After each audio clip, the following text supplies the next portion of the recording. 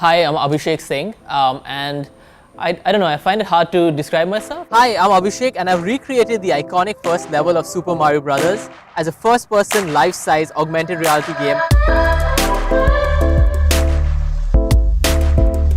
I'm kind of a cross between an engineer, a developer, a designer, and an artist. I grew up in India and studied business in undergrad, which is very different from what I'm doing today. I did have a startup back in India, which was actually my first introduction in programming in general, because I always had all these ideas, but no real way to actually build them out. So I was like, okay, let me just quit everything and just spend my entire time learning how to program. So I just happened to chance upon in some forum online about this program called ITP, which was at NYU. So I immediately emailed them, ended up getting accepted, and then I found myself in New York. And that's where I've been for the last 3.5 years.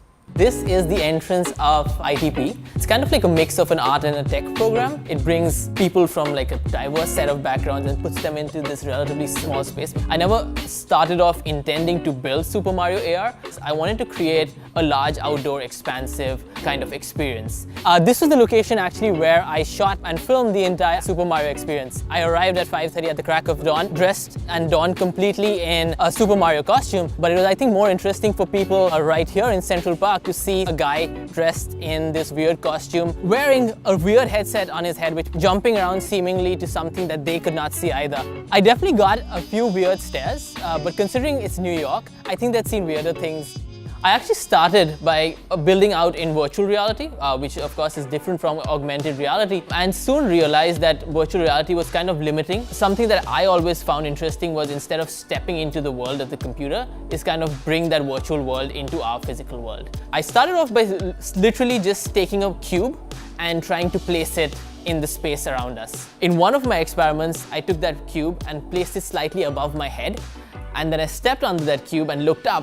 And for some reason, all these memories from my childhood kind of came flashing back, and I was like, this is Super Mario Brothers. That cube above my head is a brick that I should be jumping to break.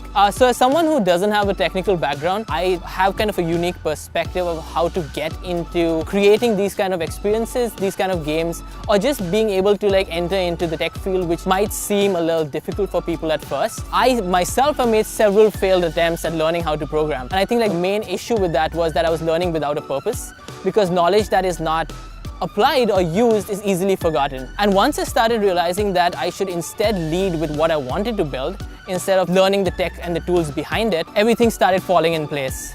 So I think build something out that you're passionate about, something that excites you personally, and that will ensure that you get over all the frustration that comes with learning something new. But all those moments of frustration are ultimately interspersed with these moments of joy, and that's the joy that comes only through creation.